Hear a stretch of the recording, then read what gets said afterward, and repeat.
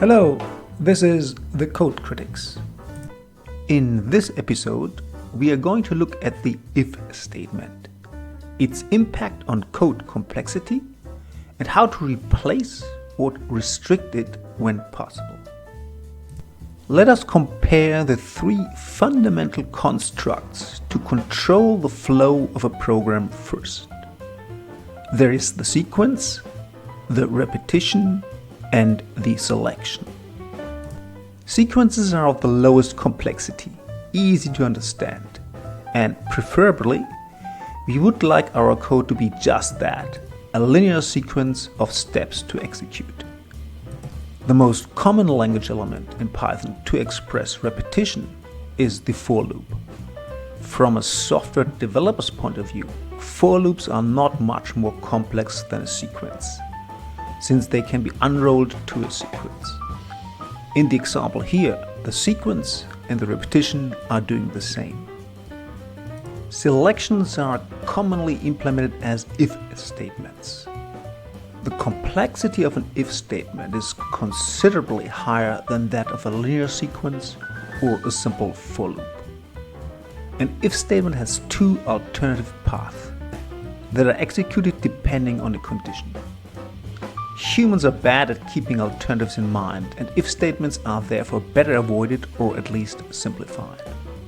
Furthermore, the nesting of if statements leads to an exponential growth in complexity. If we add another if statement to each of the branches, we suddenly have 4 alternative execution paths. Every additional level increases the complexity by a factor of 2. 2, 4, 8, 16, and so on. If we compare the constructs, we see that the sequence has only one execution path. The repetition has 2, since we can execute the loop or not. A selection has 2 possible paths, and a nested selection has 4. There is a related software metric called Cyclomatic Complexity, and there are software tools such as Radon to compute this kind of complexity for a piece of code. You will find the links in the description. In summary, if statements tend to cause most of the complexity of a program, and we therefore would like to replace them or at least limit them in some way. One of the common use cases of if statements is the mapping of identifiers. Here an example.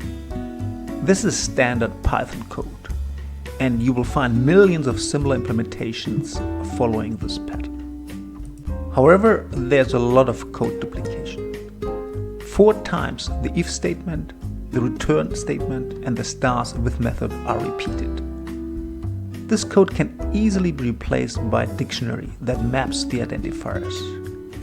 And the get method allows us to return the value none in the case that the key is not contained in the dictionary. The new code is 5 times shorter, and all code duplication is removed. Furthermore, often a reversed mapping is needed, and this is easily achieved by defining the dictionary as a constant and then using a dictionary comprehension to compute the reversed mapping. Dictionaries throw a key error exception when queried for a key not contained in the dictionary, and that is usually the preferred handling of this case. But if we really want to return non-values, we can create 2 simple wrapper functions. A similar use case in many data science projects is the mapping of names to machine learning classifiers to compare the performance of different classifiers. Here a typical example based on Scikit-learn classifiers.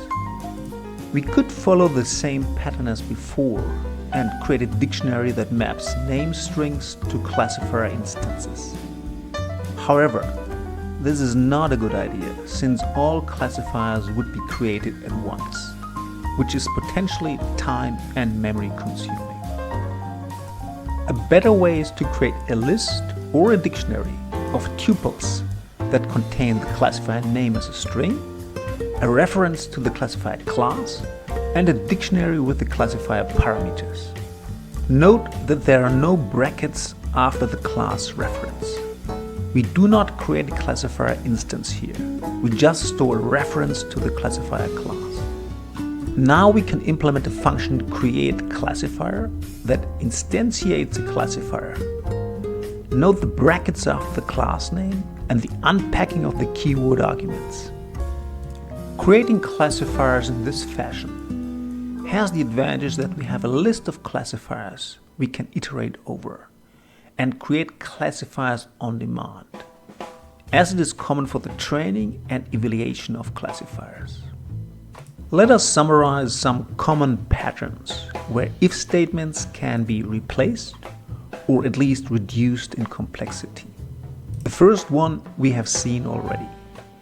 Whenever there is a mapping of identifiers or values, we can use a dictionary instead. The dictionary code is shorter, allows us to easily iterate over cases and to create a reverse mapping. Furthermore, if a case is not handled, which is often forgotten when implementing a mapping using if statements, dictionaries throw a key error exception. Next, we have the pattern where an if statement is used to assign a value depending on the condition. This can be replaced by a ternary conditional expression. The code will be shorter, and since the ternary conditional permits only single expressions, the sometimes massive code blocks within the branches of if-else statements are avoided. Then there is the usage of if statements within for loops to filter out elements that are aggregated in a data structure, such as a list, set, or dictionary. Here we can use list, set, or dictionary comprehensions instead, which are not only much faster, but also limit the amount of code within the comprehension and therefore reducing complexity. Finally, we have the case of creating class instances, such as machine learning classifiers based on names. Here we store class references and instantiation parameters as values in a dictionary or a list, and create the class instance on demand. The same approach can be used when we want to map function calls with varying parameters to string names. Note that parameters can be stored as key-value dictionaries or as parameter lists. The replacement of if statements by dictionaries often dramatically simplifies explorative data science code, where we compare different classifiers, feature extractors, or pre-processing methods. To summarize, we want to replace if statements by dictionaries, ternary conditionals, and list, set, or dictionary comprehensions. If we cannot replace the if statement, we at least want to avoid deeply nested if statements, since they lead to an exponential increase in complexity. Similarly, we want to avoid large bodies within the branches of if statements. They are better replaced by function calls to reduce complexity. And that's it. Thank you for listening.